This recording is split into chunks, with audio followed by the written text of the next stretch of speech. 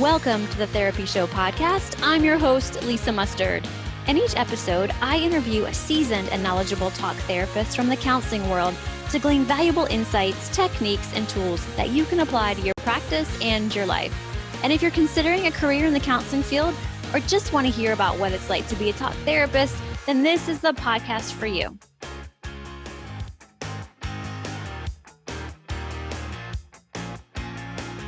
In today's episode, we dive deep into the life of Troy Williamson, a former professional football player turned stay-at-home dad, podcast host, and an inspiring figure who has navigated the highs and lows of life with resilience and grace. From his early days growing up in a single-parent household to his time on the football field, both in college and the pros, Troy shares his journey with honesty and vulnerability. We discuss the challenges he faced, including dealing with injuries, the pressures of professional sports, and his personal battles with mental health. He also opens up about his transition out of sports, focusing on family and how he's giving back to the community through his podcast called Listen and Shut Up, which highlights high school athletes. This episode is not just about sports. It's a story of overcoming adversity, the importance of mental health, and the power of giving back. So join us as we explore Troy's remarkable journey and the lessons he's learned along the way. But before we hear from Troy, I am so excited to offer you some free guided meditations and hypnosis recordings. Both practices engage the brain and the central nervous system in ways that can lead to significant changes in perception, emotion, and health. They both facilitate changes in mental state and physiological responses through focused attention and relaxation. However, the primary distinction lies in their approach and application, where meditation often focuses on mindfulness and awareness without a specific goal beyond the practice itself. Hypnosis is typically goal-oriented, seeking to change specific thoughts, behaviors, or sensations. And I don't know if I told you guys this already, probably, but I am working on my certification in hypnotherapy and hypnosis. So I'm really, really excited to offer you these recordings. And the best part, they are absolutely free. So click the link in the show notes to get the recordings. I'm planning to add other recordings such as weight management, relationships, and so much more. Once again, to get the free recordings, just click the link in the show notes. All right, let's dive into the interview with Troy. Well, hey, friends, welcome back to another episode of The Therapy Show. I'm your host, Lisa Mustard, and I'm really, really excited for today's guest. Welcome to the show, Troy Williamson. It is awesome to have you. Thank you. It's glad to be here. Yeah. So I got to be honest with you. I don't know if you, I had no idea who you were. I had no idea until after AAU last year. We went an Okay. entire That's season. A good thing, yeah. Okay. And for those of you who don't know what I'm talking about, AAU. So our Troy's daughter, Sadie, and my daughter, Emmy, played volleyball together last season with the same club. And it was a fun season. I got to know lots of parents and I got to know you guys. And I just had no idea. And then for some reason, I don't know why, we were talking about, I think Emmy even said something like, I think Sadie's dad played football. And I said, oh, really? And we were stopped for gas on the way back from Orlando. And I said, let me just Google him. Oh my gosh, Troy, I had no idea. So if you're like me out there and you don't know who Troy Williamson is, would you mind sharing with our audience who you are, what you do, and how you help people now today? Well, I guess you can say that I'm a husband, a father. We got 4 kids, Royal, Roy, Sadie, and Raylan. And pretty much now I'm just a stay-at-home dad. I played high school ball at Silver Bluff in Aiken, South Carolina. Played my college ball at University of South Carolina. And I played in the pros in Minnesota and Jacksonville for 6 years. Retired back in 2010, 2011. And ever since I've retired, I've been really family-oriented. I was blessed enough to be able to stay home and put a lot of time into family. And that's pretty much what I do, is run behind my kids pretty much now, because they travel a lot with sports and any other thing else that comes to mind. Yeah, and you also have a podcast that you started. I do. Yeah, I do. So what's the name? What's the name of it?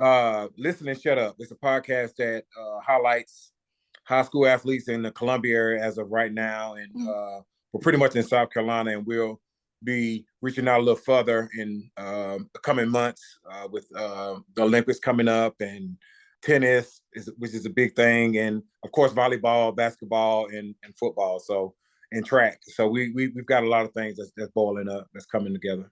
Yeah, I'm excited for you guys. I really enjoy your Yeah, show. Excited for y'all to get your season two. Season two, yeah, right? yeah, Yeah. Okay. yeah. Season 2. Yeah. Okay.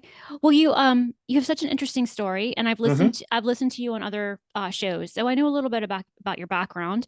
Mm-hmm. Would you maybe go into your history, your childhood, and how you found football? I know a lot of people always go to the football stuff first, Mm, but I really do love to tell my story and how I got to this point. I mean, just the way I grew up. I grew up in a single parent home with my mom, and to help with my grandma. I got 10 other brothers and sisters, ranging from the age of I guess 50 to how old the youngest? 25. mm, We very close, still to this day. Um, but growing up, it was tough for us. We lived, it was government. My mom was on disability. She had rheumatoid arthritis. At the time, I remember she had like two knee replacements. We didn't have a lot growing up, so everything that we had or gotten was a luxury for us. So, and growing up, I mean, it obviously got me to a point to where I'm a person that loves to give back, love to encourage people, um, and love, for people to realize that you have to go through something in order to get to something. And that's my story. I went through a whole lot. I was burned twice. mm. I got burned when I was 7, 17% of my body on my left side. Um, in the hospital for 3 months. I had to learn how to walk again. And my last surgery I just had, which was maybe a few years ago. So I'm still like having surgeries to release the skin and stuff like that. But then again, I got burned again when I was 9, actually trying to put out a fire but my shoe ended up getting caught before I can get it off. I had another 3rd-degree burn back in the hospital. I had to go through the whole process of social services, talking to my mom about, not us getting the care that we took, her not being able to take care of us, and all that. And also having to, not too long ago after I got burned, when I was 12, I lost a brother, a younger, older brother, which was 14. His name was Roy, in a car accident. Um, and that was kind of my turning point, because we was heading down the wrong path. When he passed, my mom kind of, um, I moved out with my mom and moved in with my godfather. My godfather kind of got me into, church, sports, and just gave me a father figure that I needed to get me to this point now. Yeah, yeah. Mm-hmm. Okay. Well, I'm And so you can grateful. go back on any of that if you want to, if you Yeah. want to ask more questions. Well, I didn't know that you had been. Oh, maybe I did know about the burns that you went through. Mm-hmm. I didn't realize that you were still dealing with, the skin issues today from Yeah, that. yeah. So, okay. So how old were you when you went with your godfather? 12. 12. Okay. So when Mm-hmm. you're 12, it sounds like that was a big opportunity for you. Did you see it like that? I did. Okay. I know for me, I mean, even though I love my mom, I love our family dynamic at the time. It was just that I needed to be put in a better situation. I Mhm. needed to be put. Uh, I needed to have somebody like a male figure to be able to point me and guide me in the right direction. And my godfather was that for me, and Okay. give me some type of structure. Yeah. Was it just you Mm-hmm. and him, or were there other kids there? My younger brother actually went also. So and Okay. he only stayed like 15 minutes away from my mom. So it wasn't like I was moving to a whole nother state or something like that. So Sure. yeah. Yeah. Okay. So what was it like to go to church and then get involved with sports? Well, yeah, church was a big thing for him because I mean we went to church a lot. So Uh-huh. we didn't miss too many services when it come to that. But to have a relationship with God growing up was something big for me because it put me on a path to be able to, especially when I was that young, to have how would I put it, to make the right decisions. Mhm. Because you want to be what you portray. So I was somebody that was going to church, so I didn't want to do anything wrong to make people think otherwise. And so that's kind of what church was for me, to keep me on the righteous path, as you would say, and Okay. it did that for me. Yeah. Yeah. Yeah, Okay. yeah. So a real positive thing in Yeah. your life. Okay. Hmm. And then, so how did you discover sports? Like, what was that like? I mean, I just kind of just got into it. I played a little bit in middle school, Mhm. ninth grade. Played a little bit. 10th grade, I actually played. Was on varsity, but I ended up getting kicked off the team for going on a church trip. Oh. So the coach ended up kicking us off, actually demoting us to JV. Mm-hmm. So once he demoted us, we ended up going like undefeated. And I said I wasn't never going to play football again. But I had a good friend that came and was like, Troy, let's give it, one more shot. And at the time I was running track and doing well in that. So I was just going to stick to track. Mm-hmm. But he came and talked to me and actually got me back into it. So once I got back into it, we ended up winning 2 state championships my junior and my senior year. And at the time I had won a state championship in track my freshman and sophomore year in the 100, 200, 4x1. And then I came and did that again in my junior and my senior year. So, and when it was all said and done, I was up for Mr. Football, one of the top 4 guys in the state, could go anywhere in the country for football. So it kind of happened fast for me. Yeah. But it was a fun high school experience. I tell you that. Yeah. Sounds like it. And it was. And what were you doing well in school? Like, what were your grades like? You know what? And I always talk to my kids about this. Back in high school, and before I even knew I can go to college, it was just doing enough just to play sports. Mm-hmm. But when I realized that, I could go to college and play sports, it kind of clicked for me. So everything else was put aside. Any type of relationship that was going to hinder me from getting the grades I need or perform how I need to perform on the field, it wasn't no relationship. So, and that was kind of what I try to get my kids to understand now. Like if you have goals and aspirations and things that you want to do, some stuff you just can't do, or some people you just can't hang around. You have to, really put that effort forward and have that drive to get that done. So when I found out I could actually go and play football, I did what I had to do to get to University of South Carolina. Yeah. Okay. Awesome. So I didn't make the best grades, but I did enough to, up until I found out I can go to college, I did enough to just to get by. But I turned it on when needed to. Right. So you're a smart guy. You knew it was in there. I am. Yeah. So was Carolina your first choice? Carolina wasn't my first choice. I took a visit to Tennessee, Georgia, Florida State, Florida, and USC. So Clemson actually was my first choice because I liked the coach the receiver coach that was there. But my whole objective was I wanted to play early. Clemson was loaded at my position, so I decided to go to South Carolina, which was a great decision for me because I ended up getting coached by that receiver coach anyway. My junior year at USC, he ended up coming anyway. So it turned out to be a good decision anyway. Yeah, so it all worked out. You didn't get to be a Tiger, but that's okay. Yeah. Billy went to Clemson. My husband went to Clemson. Yeah. And then I know. Just sorry for him, well, then he came to Carolina for grad school. So okay. Well, we joke around and say where to come back, Yeah, right. Way to come back. So I'm curious, were there at any point in the story that you've shared so far, like were there any types of mental health issues? Like, was there anything that you dealt with as a kid that through all you went through? See, early on, no, because I think I was just so good at suppressing a lot of stuff, and that's what hindered me further on in my adult years. I mean, even now, just being able to deal with, depression, anxiety, PTSD, whatever that may be, it's because I suppressed a lot of those feelings and thoughts and just went on about my life and never talked to it about, with nobody. So, and that's kind of the wrong thing to do because you just never know when it decides to come out, it's going to come out, and it's going to be hard to deal with. Yeah. Okay. So back early, it wasn't that I didn't have those issues. I just suppressed them. Yeah. And didn't really deal with it. Okay. So when would you say that you started to maybe realize that you had some issues or some? For sure, some in college, for sure. Just dealing with like pressures of stuff to get done and overthinking stuff and just worrying a whole lot.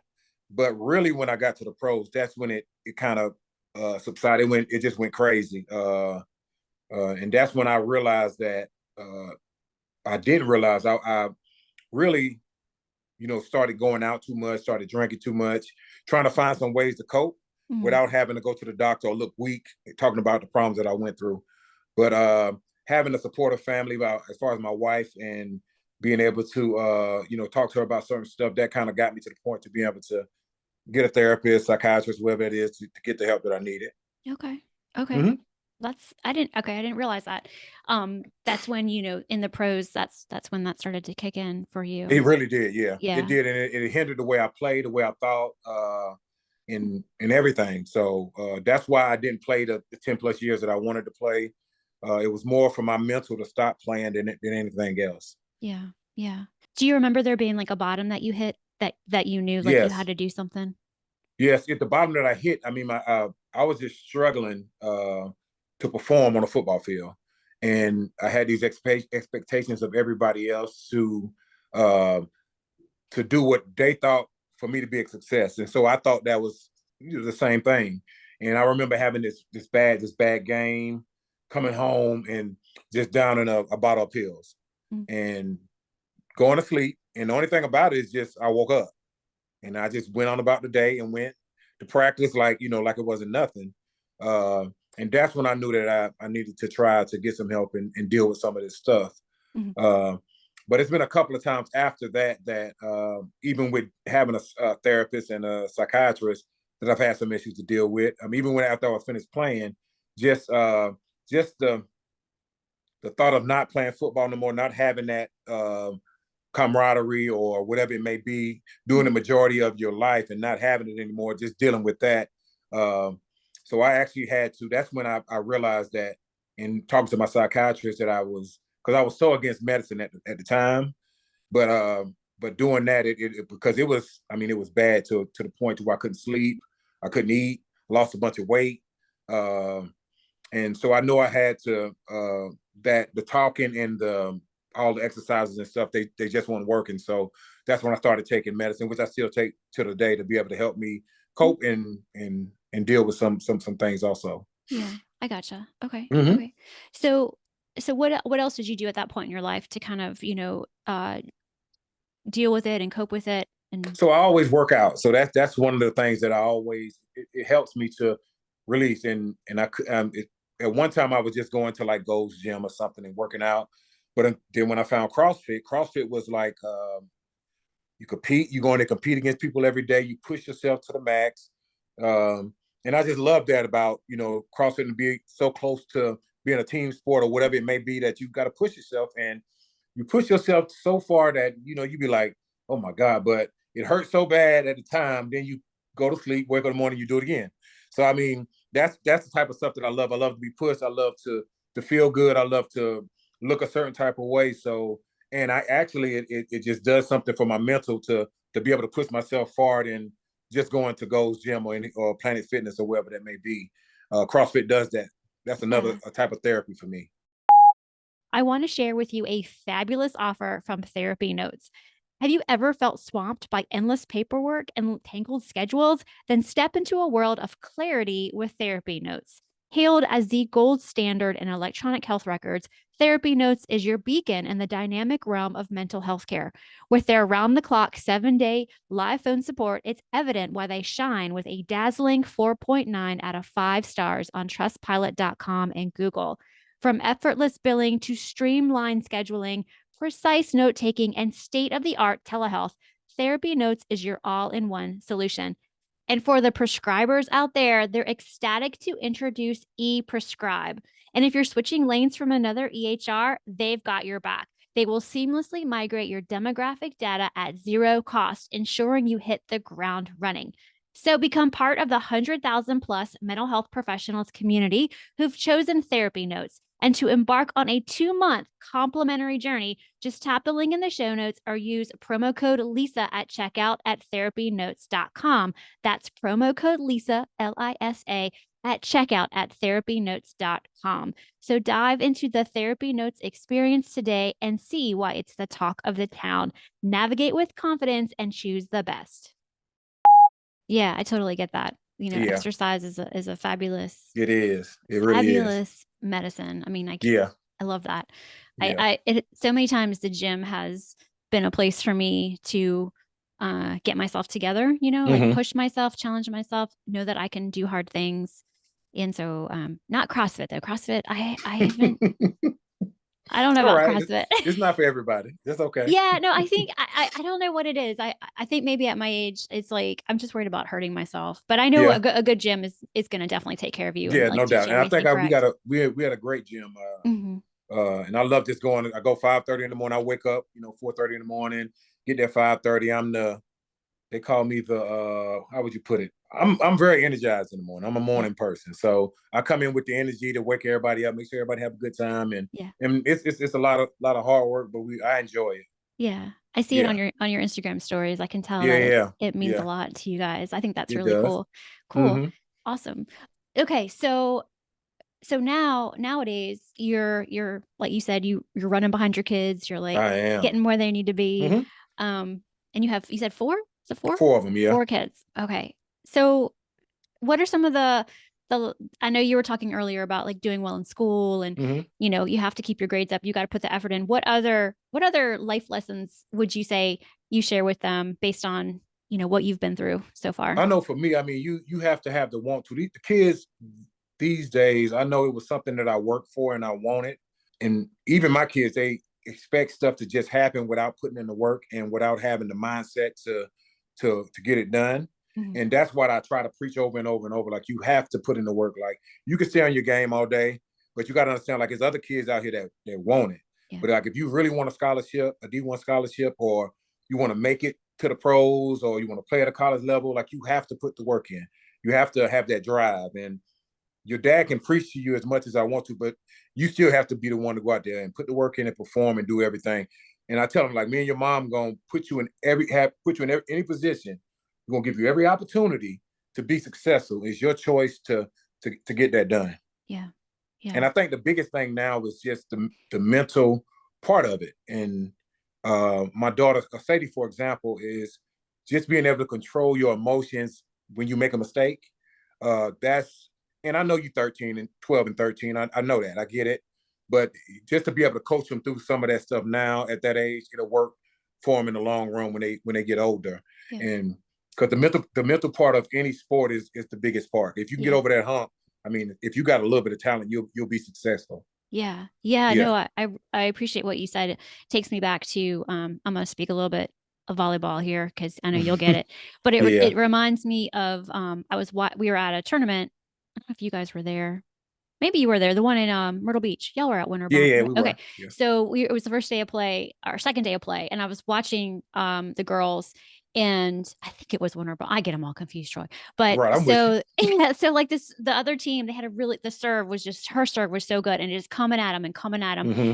and our team was just having a really hard time just receiving it and getting it up instead of shanking it or whatever. And I remember turning to Billy and saying, if that was me, I would be crying right now. Like Right. these girls have this like fortitude and strength to just keep going and Yeah, to yeah, just keep taking these balls. And that coach would have had to pull me out because I would probably been in tears, like, yeah. I can't do it. So I'm 50 years old and I'm thinking that like I can only imagine what our little babies, our 12 and Right. 13-year-old girls are experiencing out on the court.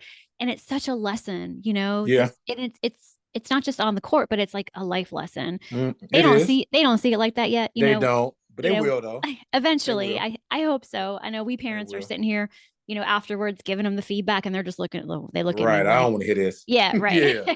Hmm. But it is. But I mean, that's it though. Mhm. I mean, you have to be able to push through those times, and that's like even being able to work with a team, do your job as whatever it may be, the libero or the middle or outside, whatever. Being able to do your job because all that stuff translates to having a job and you working on whatever it may be you're working on.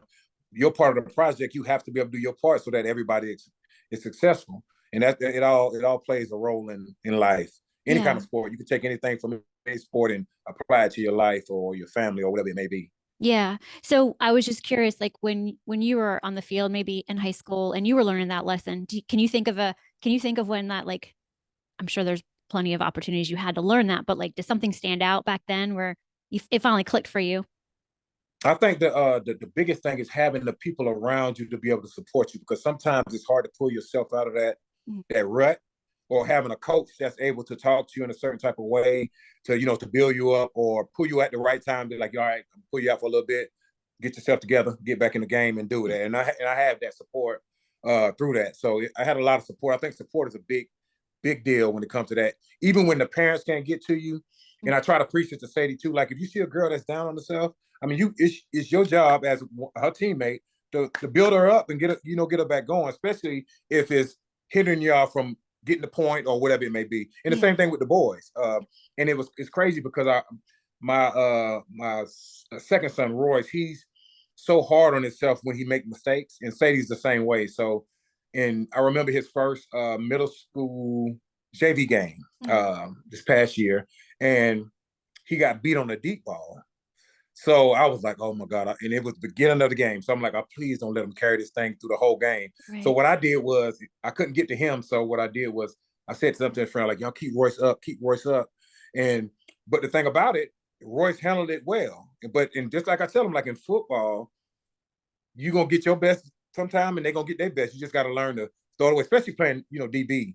I mean, you're going to get beat sometime. I mean, that's just the way it is. Right. Or playing receivers, it happens. Yeah. So you just have to understand how to forget it and move on, because if not, it'll hinder you. And that's what I learned in the pros. It was a lot of stuff that happened in the pros that hindered me from being able to overcome that. And that's when I barely knew anything about mental health.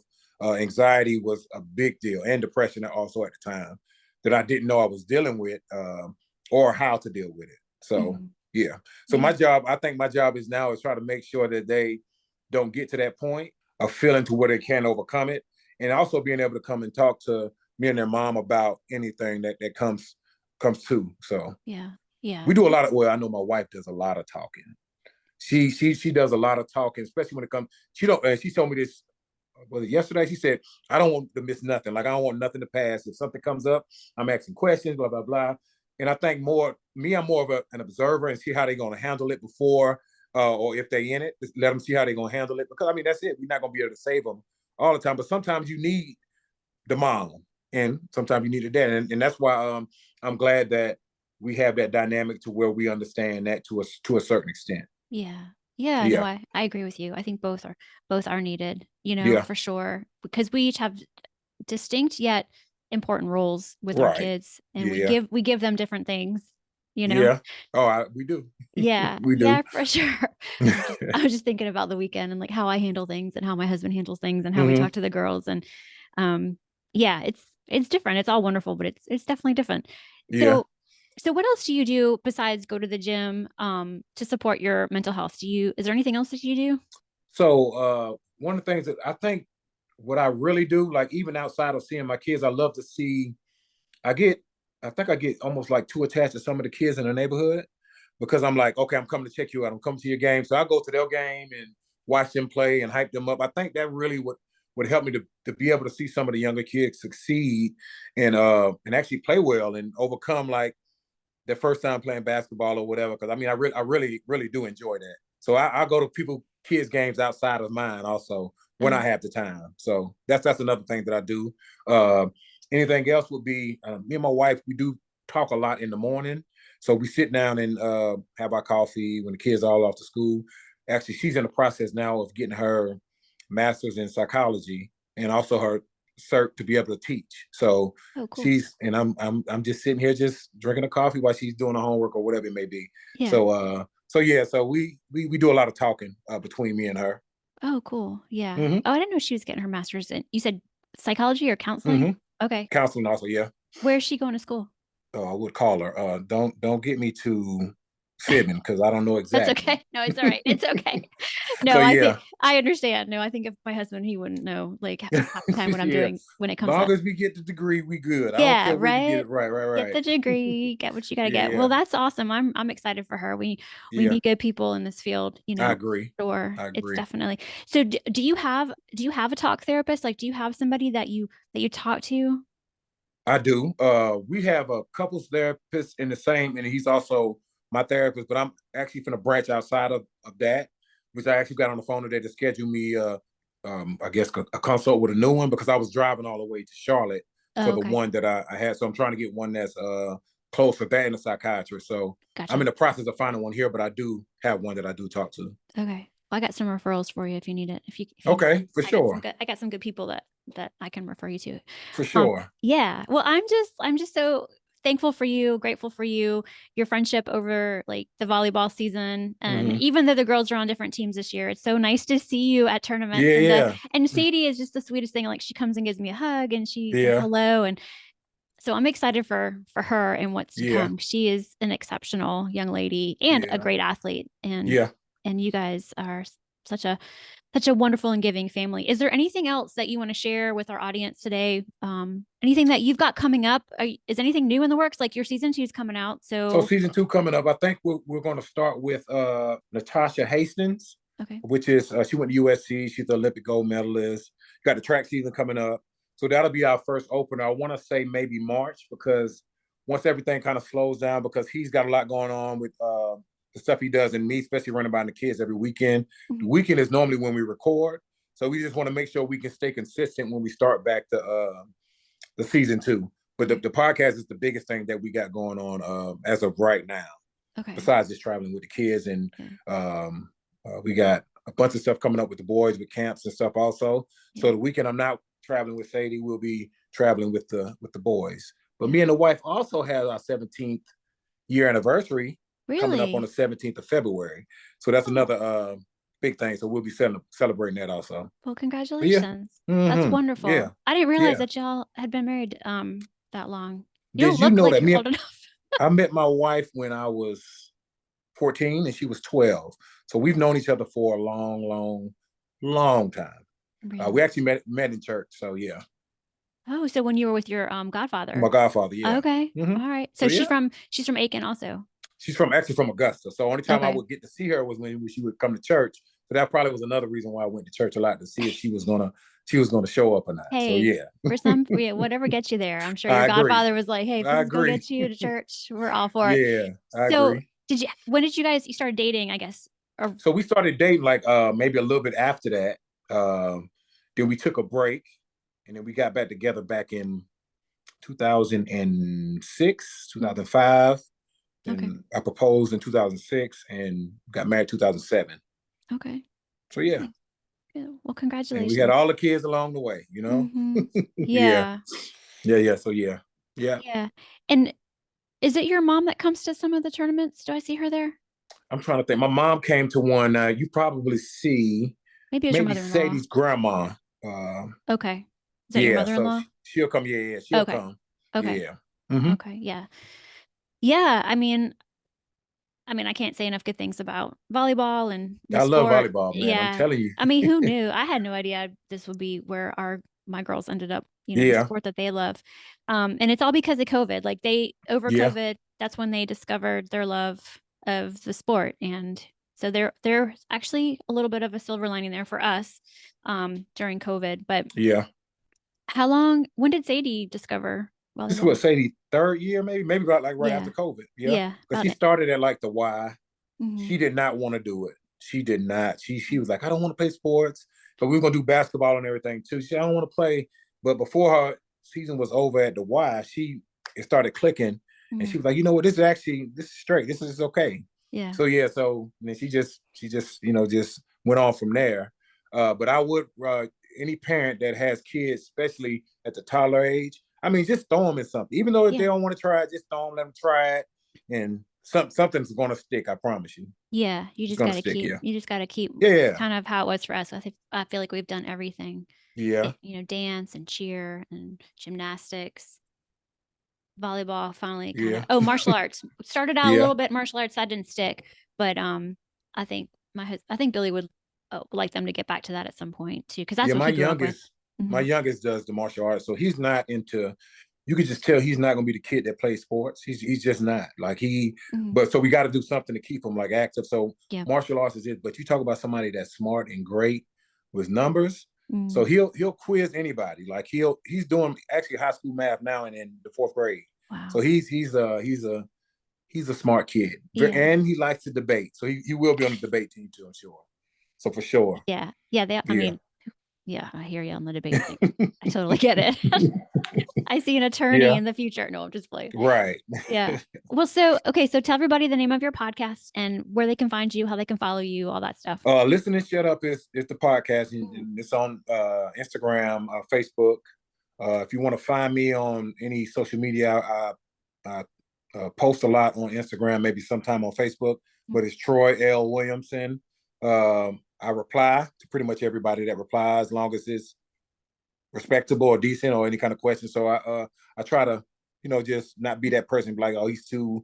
No, I'm gonna reply back or like something, or I'm a positive guy, you can say.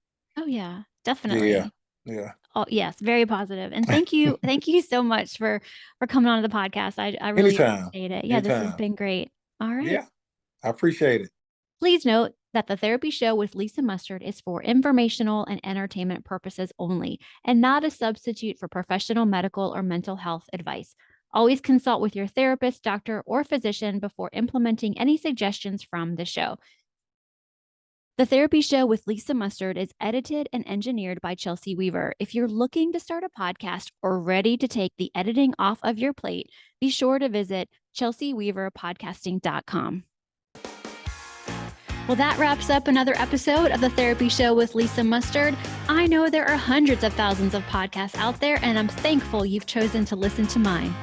Be sure to visit lisamustard.com to access the show notes and discover more fantastic content. And I'd be grateful if you subscribe to the show. Thank you.